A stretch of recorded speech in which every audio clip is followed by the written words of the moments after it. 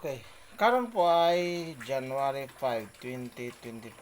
Ang oras ay 7:58 na ng gabi. Okay guys, ito nakikita nyo. Ito yung tinatawag na balanghoy or kasaba cheese. Kaya tinawag na kasaba cheese kasi gagawin namin yung kasaba flan.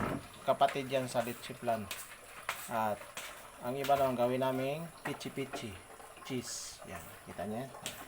So, ito ngayon aking ginawang banggol. So, ito, hinawakan ko. Kita nyo naman yan, diba? Kita nyo yan. Tapos, ganito na pagbanggol yan, guys. Hahawakan mo lang yung kasaba cheese. Tapos, banggol ganyan.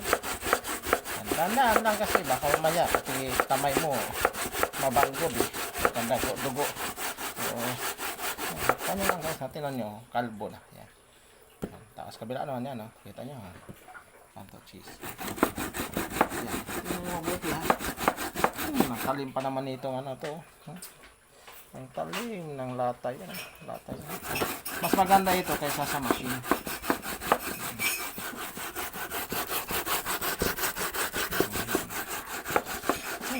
Maraming nadadamis itong kamay. Basta once na mano. Delikado. Ayan o. Flat na siya. Kita nyo. Ayan na. Kumakambog-kambog. So ito na yun ang mga nagawa. Yan, kita nyo. Okay. Salamat sa inyong panonood.